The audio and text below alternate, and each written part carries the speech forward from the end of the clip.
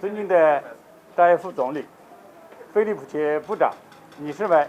先生们，大家下午好。Your Excellency Prime Minister Zaev, Minister Filipche, ladies and gentlemen, good afternoon. 很高兴啊，应扎耶夫总理邀请，来到桑丹斯基医疗中心，看到20万剂中国国药的疫苗正驻地白马展开大规模接种。我刚刚了解到，扎耶夫总理完成了中国国药疫苗的接种，这是中白马友好关系的有力例证，展现了白马方对中国疫苗的充分的信任，体现了中国积极支持白马抗疫、共同护佑生命的有力体现及良好的意愿。It is a pleasure to be here at the Polyclinic Jane Staninsky at the invitation of Prime Minister Zaev. We are glad to witness that 200,000 doses of Sinopharm COVID-19 vaccines are helping North Macedonia to carry out mass vaccination. And Prime Minister Zaev has just been vaccinated with the Sinopharm vaccine, which is another example of the friendly relations between China and North Macedonia, demonstrating the full confidence of the Macedonian side in the Chinese vaccine and reflecting China's goodwill to actively support North Macedonia in the fight against the epidemic and to protect the lives together. 前不久习近平主席和扎耶夫总理及其他参与方领导人共同出席中国中东欧国家领导人峰会，为合作机制做出重要引领和规划，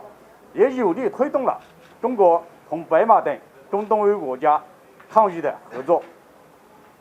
当前中国国内对疫苗的需求量是巨大的，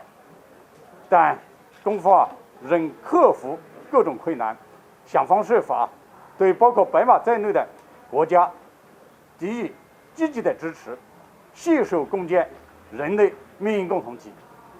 Not long ago, President Xi Jinping and Prime Minister Zaev, together with other leaders, attended the China CEEC summit by video link,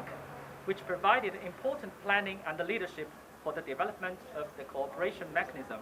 and also gave a strong impetus to China's cooperation with North Macedonia and other Central and Eastern European countries in the fight against the epidemic. Despite the current huge domestic demand for vaccines, China has overcome difficulties and provided support to North Macedonia and other countries in need, with a view of working together to build a community of shared future for mankind. 疫苗是战胜疫情的有力武器，各方应加强疫苗国际合作，不让任何一个有需要的国家被落下，也不让任何等待希望接种疫苗的人们被遗忘。中方愿一如既往，继续加强同白马深化务实交流，推动抗疫合作，共促经济复苏，更好造福两国和两国人民。谢谢大家。Vaccine is a powerful weapon to overcome the epidemic, and all parties should strengthen international cooperation on vaccines so that no country in need is left behind